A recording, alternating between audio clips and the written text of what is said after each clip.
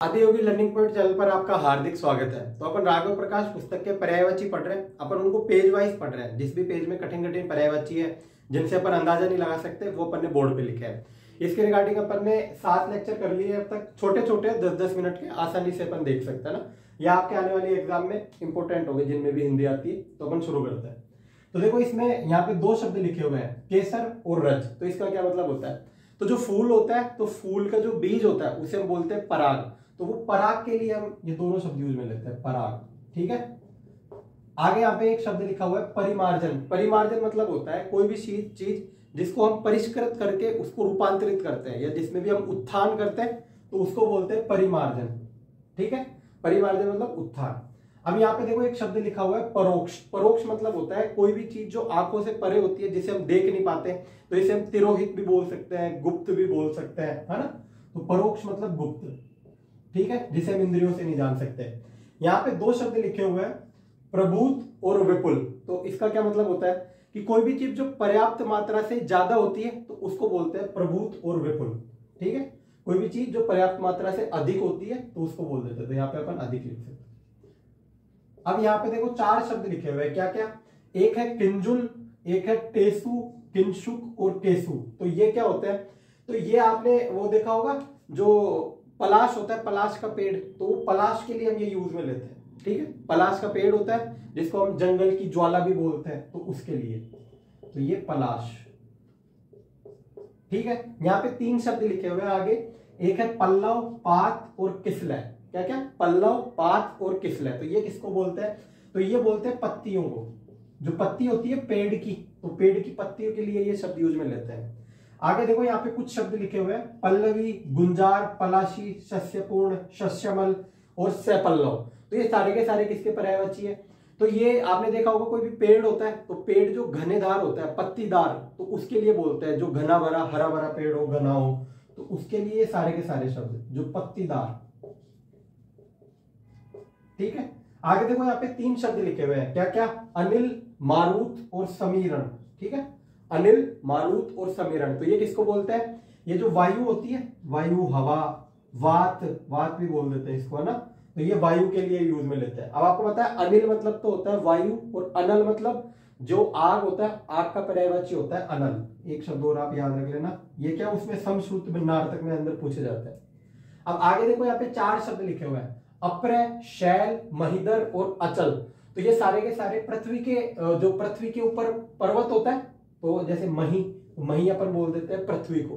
तो पृथ्वी के ऊपर जो चीज है, पहाड़, पर्वत, तो ये सारे के सारे पहाड़ के पर्यायवाची, जो पहाड़ होता है। और देखो यहाँ पे अचल लिखा हुआ है, तो अचल में अगर हम आ की मात्रा जोड़ देंगे अचला, तो ये अचला हो जाएगा पृथ्वी का पर्यायवाची। ठीक है, ऐसे। और अब आगे देखो यहाँ पे तांबुल, नागबेल, बालदल, मुखमंडल, मुखभूषण। तो ये क्या है? तो जो पान होता है, पान जो खाते हैं अपन, तो ये पान के पर्यायवाची है सारे के सारे, पान। ठीक है। आगे यहाँ पे 4 शब्द लिखे हुए हैं, अपर्णा, दुर्गा, शैलजा, भवानी। तो ये सारे के सारे जो पार्वती माता है, तो ये पार्वती जी के पर्यायवाची है, पार्वती। ठीक है। आगे यहाँ पे 3 शब्द लिखे हुए हैं, तुषार, निहार और हिम। तो ये जो सर्दियों के अंदर पाला पड़ता है, पाला, तो ये पाले के पर्यायवाची है। जो वो कोहरा पड़ता है जिसके अंदर फसलों के लिए जो हानिकारक होता है उसके लिए। ठीक है, पाला। अब आगे यहाँ पे देखो कुछ शब्द लिखे हुए हैं, वत्स, सूत, तनय और आत्मज। तो ये सारे के सारे पुत्र के पर्यायवाची है। ये जो चारों के चारों शब्द है, ये पुत्र। अब एक चीज इसमें याद रखना कि अगर आत्मज के अंदर मैं आ की मात्रा जोड़ दूंगा, आत्मजा, या तनया के अंदर तनया, है ना, तो ये दोनों के दोनों शब्द किसके पर्यायवाची हो जाएंगे? पुत्री के। ठीक है, ये याद रखना। अब आगे देखो, प्रणय, अनुराग, अनुरक्ति और रति। तो ये किसके पर्यायवाची है? जो प्रेम होता है, प्रेम, वात्सल्य, तो ये प्रेम के पर्यायवाची है। तो वात्सल्य भी हम बोल देते हैं इसको, ना। आगे यहाँ पे देखो 2 शब्द लिखे हुए हैं, दीप्ति और द्युति। तो ये क्या है? तो जो ये आभा होती है, आभा मतलब जो प्रकाश का एक आभा मंडल होता है, जो एक ऐसे रिंग टाइप होती है, आपने देखा होगा, तो उसको बोल देते हैं हम आभा। ठीक है। अब यहाँ पे 2 शब्द लिखे हुए हैं, श्लाघा और स्तुति। तो ये क्या होता है? तो हम किसी की भी बड़ाई करते हैं, प्रशंसा, तो ये प्रशंसा के लिए है, प्रशंसा।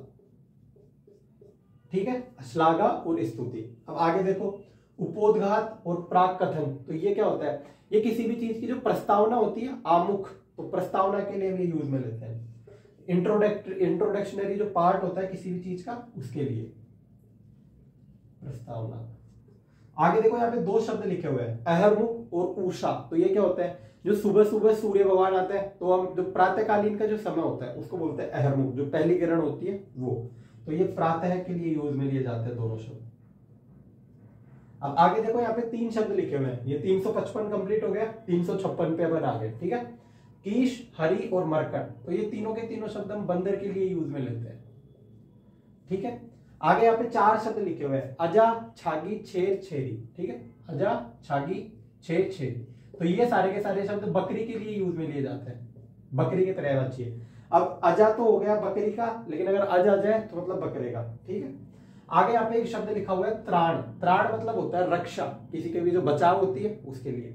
आगे एक शब्द लिखा हुआ है वासन। तो वासन मतलब होता है बर्तन, जो बर्तन होते हैं गिलास, चम्मच, उनके लिए बोलते हैं वासन।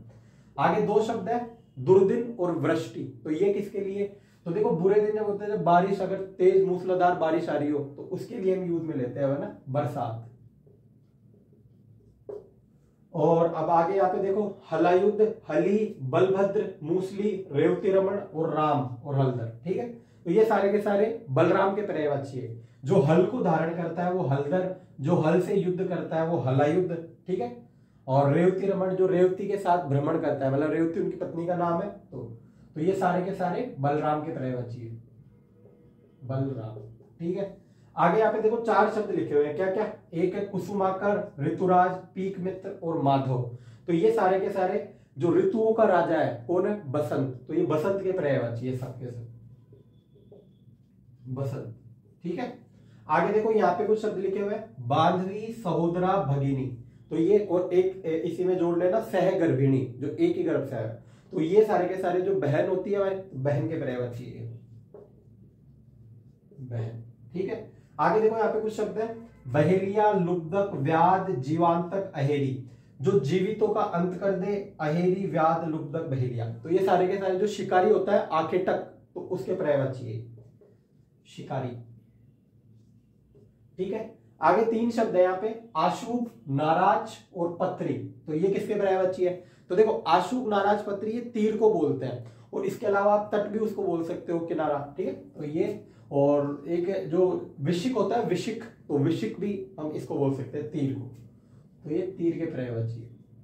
आगे यहाँ पे चार शब्द लिखे हुए हैं, क्या क्या, क्षणप्रभा, सोदामिनी, घनदान और घनवल्ली। तो ये किसके पर्यायवाची है, तो ये सारे के सारे जो बिजली होती है, बिजली के पर्यायवाची, ठीक है। जो कुछ क्षणों के लिए आया वो बिजली। अब आगे यहाँ पे कुछ शब्द है, दीप्तलोचन, शालावक्र, विडाली, दीपाक्ष और मार्जरी। तो ये किसके, बिल्ली होती है, तो ये बिल्ली के पर्यायवाची है, बिल्ली। विडाली, ये विडाली याद रखना ना, अभी किसी एग्जाम के अंदर पूछा हुआ था। फिर आगे देखो यहाँ पे धी, मनीषा और मती। तो ये किसको बोलते हैं, तो ये बुद्धि को बोलते हैं, जो बुद्धि होती है, बुद्धि को, बुद्धि, ठीक है। आगे देखो यहाँ पे कुछ शब्द है, अक्षधर, उषा, ऋषभ, वृक्षभ और बकर, पुंगव और वृक्ष। तो ये किसको बोलते हैं, तो जो बैल होता है, बैल, तो ये बैल के पर्यायवाची है सबके सब, ठीक है। आगे देखो यहाँ पे कुछ शब्द है, आत्मभू, नाभिज, प्रजापति और हिरण्यगर्भ। तो ये किसको बोलते हैं, तो जो ब्रह्मा होता है, ब्रह्मा, तो आत्मभू, तो ये ब्रह्मा को बोलते हैं सबके सब, ब्रह्मा, ठीक है। आगे देखो यहाँ पे कुछ शब्द है, द्विज और विप्र। तो ये किसको बोलते हैं, तो द्विज और विप्र बोलते हैं ब्राह्मण को, और इसके अलावा भूदेव भी बोल देते हैं, ठीक है, ब्राह्मण, ये याद। आगे देखो यहाँ पे दो शब्द लिखे हुए हैं, भीति और विभीषा। तो ये किसको बोलते हैं, भीति मतलब डर, जो भय होता है। तो ये दोनों के दोनों शब्द हम भय के लिए यूज में लेते हैं, डर, ठीक है। आगे देखो यहाँ पे दो शब्द है, मधुकरी और याचक वृत्ति। तो ये किसके लिए, तो जो भिक्षा होती है, भीख, तो उसके लिए हम यूज में लेते हैं मधुकरी और याचक वृत्ति। वृत्ति मतलब होता है किसी भी चीज को मांगना, ठीक है, और याचक मांगने वाला, तो ये भीख के लिए यूज में लिया जाता है। आगे यहाँ पे चार शब्द लिखे हुए हैं, शुधातुर, बुभुक्षित, सुधारतु और शुधातु। तो ये किसके लिए, तो जो भूख होती है, भूख, तो ये भूख के लिए यूज में लिए जाते हैं, जो खाना खाने की भूख लगती है उसके लिए। तो देखो आज अपन ने 355 और 356, और यहाँ पे ये कुछ रहेगा, ये भी बता देता हूँ। कासरी, महिषी, लुलापा और सैरभी, ये चारों के चारों शब्द भैंस होती है, भैंस, तो ये भैंस के पर्यायवाची है ना, ये चारों के चारों भैंस के। तो देखो आज अपन ने 355 और 354 दोनों पेजों के पर्यायवाची कर लिए। अब इसके आगे 4 पेज और बचे, तो अपन वो भी कर लेंगे आने वाली वीडियो में। और आप देख सकते हो इससे पहले के भी 7 हो चुके हैं, छोटे छोटे 10-10, 12-12 मिनट के। तो जैसे जैसे टाइम मिलता जाए डेली का या 1-2 दिन में एक, तो देख लो, सुन लो, सिर्फ उससे इसे याद हो जाएंगे, है ना। तो आगे अपन और कंप्लीट करेंगे। इसके अलावा आप स्टेट पॉलिटी के अगर कुछ भी पढ़ रहे हो तो वो भी आप देख सकते हो ना। धन्यवाद, जय हिंद, जय।